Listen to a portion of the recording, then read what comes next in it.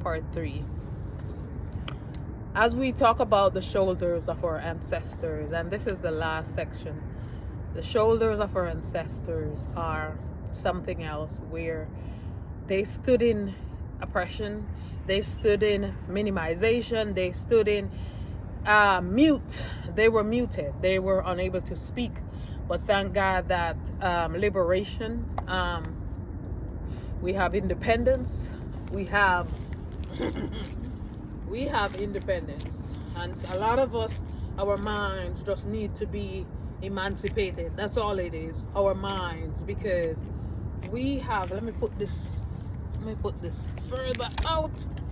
We have forgotten that, where you get the new clocks, the daddy, we have forgotten that we are liberated.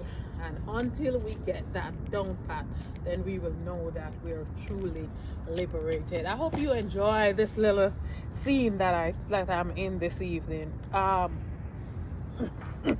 look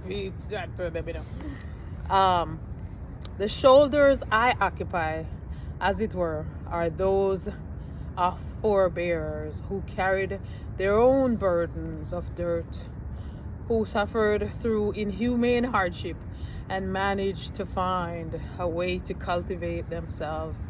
Oh my God, I'm looking at her right now, walking on the road to go to Grove Place, to go to church, walking to Sandy Bay, walking to John's Hall, walking to Margoley, walking to Medstone.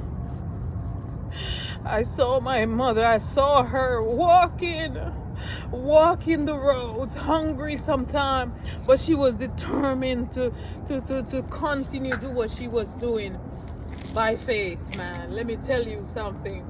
This book takes me way back.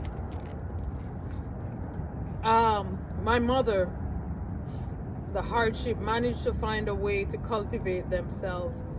Let me go back. I break down.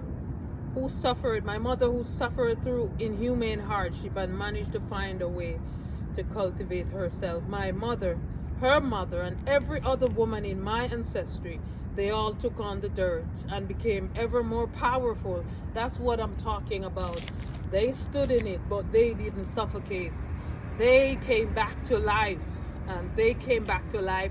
They had their children, they grew their children, they look on. After years, so many years, my mother had looked on us and be like, wow, I did that, and thank you, God.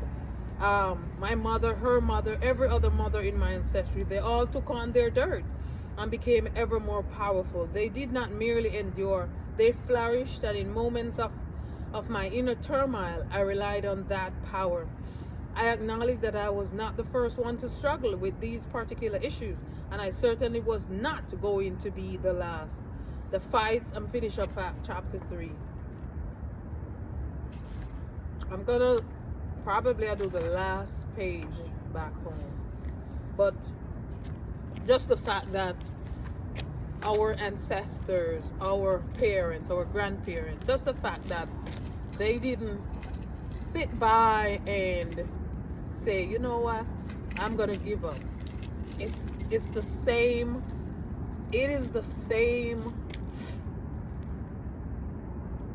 order they want us to follow.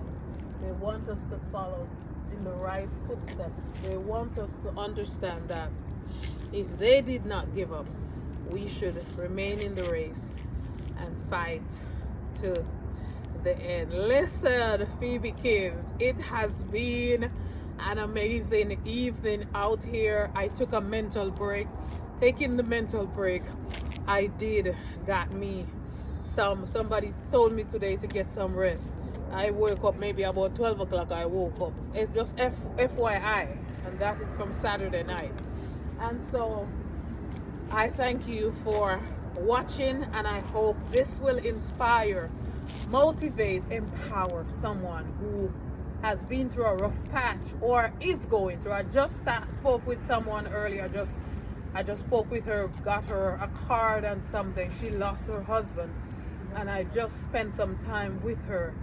Listen to me, there are people who are in the dirt and may not be able to find joy right now.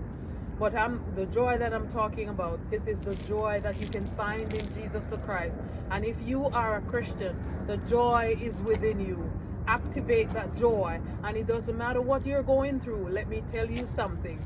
God has a way of holding your hands and carrying you through it, even when it seems unbearable. I love you for watching, and do have a blessed evening. See you next week at 6 p.m.